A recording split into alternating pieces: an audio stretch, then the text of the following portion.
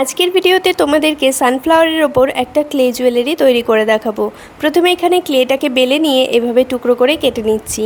এখানে যে সাইজের আমার দরকার সেই সাইজ অনুযায়ী আমি একই পরিমাণে ক্লে কিন্তু এভাবে টুকরো করে কেটে নিচ্ছি। আমি 3টে লেয়ারে কিন্তু সূর্যমুখী ফুলটা তৈরি করব, মানে 3 রকম পাপড়ির সাইজ তৈরি করতে হবে। তো তাই জন্য কিন্তু 3 রকম কোয়ান্টিটিতে আমি ক্লেটাকে কেটে নিয়েছি। প্রথমে ধরো 10টা যদি তোমরা পাপড়ি তৈরি করো, সেটা বড় সাইজ তৈরি করার জন্য একটু বেশি পরিমাণ ক্লে কেটে নেবে।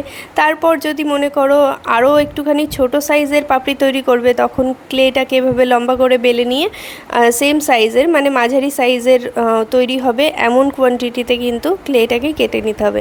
এভাবে তোমরা ছোট সাইজের পাপড়ি যখন করবে তখন আবার একই রকমভাবে কেটে নেবে কোয়ান্টিটি অনুযায়ী। তো এভাবেই করতে হবে। আর মাঝখানের যে অংশটা থাকে সেটাকে তৈরি করার জন্য দেখো প্রথমে গোল করে কিছুটা ক্লে নিয়ে মাঝখানটা এরকমভাবে চ্যাপটা করে দিলাম। এরপর এটাকে কিভাবে ব্যবহার করতে হবে সেটাও তোমাদেরকে দেখাবো।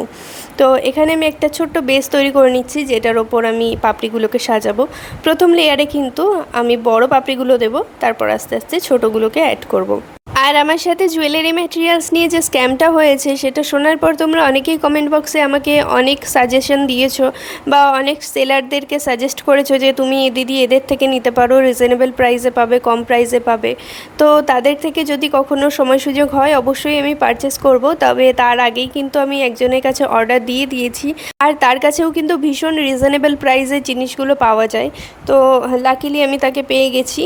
আর যার থেকে আমি এই দাম দিয়ে, বেশি দাম দিয়ে জিনিসগুলো নিয়েছিলাম, তাকে আমি সবার আগে কিন্তু খুঁজে পেয়েছিলাম, তাই এনার থেকে পরে পারচেস করেছি যখন দেখলাম না এখান থেকে আমার কাজ মিটবে না। তো আলটিমেটলি আমার যেদিন জিনিসগুলো দরকার ছিল সেদিন আমি হাতে পাইনি। যাই হোক, যেটা হয়ে গেছে সেটা নিয়ে আর ভেবে লাভ নেই। তবে যে জিনিসগুলো ঘটে আমাদের সাথে সেটা থেকে শিক্ষা নিয়ে এগিয়ে যেতে হয়। আর এখানে দেখো পাপড়িগুলোকে আমি অ্যারেঞ্জ করে নিয়েছি পরপর, আর তারপর এগুলোকে একটু কার্ভ করে দিচ্ছি। মানে ধরো মাঝখানটা উঁচু থাকবে আর দুটো সাইড নিচু থাকবে, তাহলেই কিন্তু সানফ্লাওয়ারের শেপটা আসবে সুন্দরভাবে। তো এরপর আমি মিডিয়াম সাইজের যে পাপড়িগুলো তৈরি করেছিলাম সেগুলোকে পরপর বসিয়ে দিচ্ছি। আর সানফ্লাওয়ারের এই ডিজাইনটা কিন্তু একটা অর্ডারের ছিল। তোমরাও যদি অর্ডার করতে চাও, সামনেই যেহেতু দুর্গাপুজো, তো তোমরা আমার ফেসবুক পেজে মেসেজ করো। ফেসবুক পেজের নাম বং ক্রাফটার 6। যাই হোক, এখানে দেখো সব কিছু অ্যারেঞ্জ করা হয়ে গেছে। এরপর এই যে গোল অংশটা আমি বানিয়ে রেখেছিলাম, এটাকে মাঝখান থেকে দেখতে পেলে কীরকম শেপ দিয়েছিলাম। এবার এই যে উঁচু অংশটাকে, এটাকে আমি নিচের দিকে দিয়ে দেবো, তাহলে কিন্তু এটা খুব সুন্দরভাবে শেপ নিয়ে নেবে। এবার নিচে একটু আঠা লাগিয়ে এটার ওপর বসিয়ে দিলেই জিনিসটা রেডি। আর একটা খারাপ যে ব্রাশগুলো হয় বা তুলিগুলো হয় সেগুলো দিয়ে এটার ওপর একটুখানি ডিজাইন করে দিতে পারো। আমি এখানে এই টুলসটা দিয়ে করছি। আর এই যে দুটো পাপড়ি আছে, পাপড়ি দুটোর মধ্যে একটু ছিদ্র করে দিলাম যাতে আমি টাসেলটা এর সাথে লাগাতে পারি। তোমরা যদি চাও তাহলে কিন্তু এই জায়গাতে তোমরা ক্লে ব্যবহার করতে পারো টাসেল অ্যাড করার জন্যে। আর কাস্টমার আমাকে বলেছিল যে সানফ্লাওয়ারের এই ডিজাইনটার সাথে একটা রেড কালারের টাসেল অ্যাড করতে।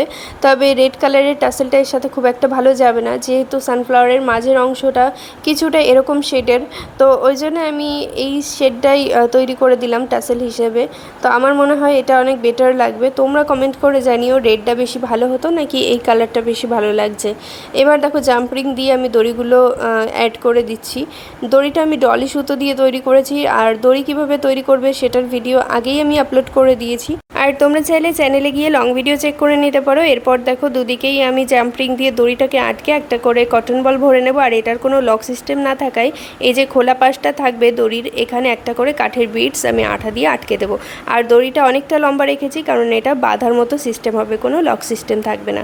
তো আজকের ভিডিওটা ভালো লাগলে একটা লাইক করে দিও।